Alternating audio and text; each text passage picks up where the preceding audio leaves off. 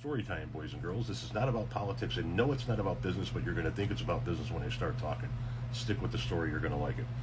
As you know, my wife and I own 50% of a small trucking company, and we have partners in this endeavor. And we've had a business dinner with our partners on the books for some time. So we were supposed to have dinner last night at 6:30 at Maggiano's in Naperville.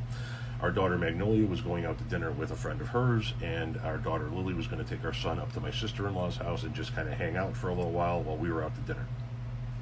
My wife and I get ready for dinner. We make the trip up to Naperville. We get to Maggiano's, but by this point in time, I need to go to the bathroom. So my wife says, you go to the bathroom, I'll check in.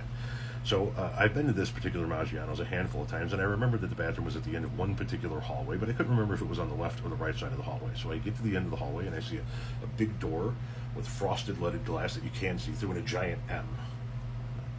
Men's room. And since I do everything with a modicum of overconfidence, I just whipped that bad boy open and walked right into what I thought was the bathroom, but in actuality it was the main rental dining room, and there was a private wedding party going in.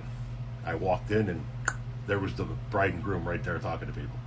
Everybody stopped, turned to see my dumb ass, and I went, yeah. And I turned around and walked right back out, found the bathroom, used the bathroom, went back up to the main door, where my wife told me that our partners were already sitting down, so we could go ahead and join them. So we entered the main dining room, and as I turned the corner to get to our table, my entire family was sitting at the table for a surprise 50th birthday party, including my newly found daughter, son-in-law, and grandchildren from Southern Indiana. My daughter Magnolia had tried to pull this thing together some time ago as a surprise for me, prior to me making Friday's podcast. And if you don't know about Friday's podcast, go listen to it. There's a button in my bio that'll give you a link to it.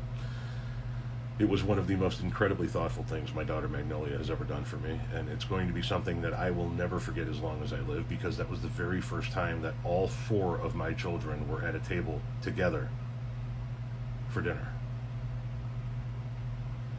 The fact that my daughter Ashley, her husband Ryan, and the two kids made the trip up to make that happen was amazing. The fact that everybody was able to keep this a secret. My wife had everybody, including our business partners, in on the secret just in case I mention it to them. And it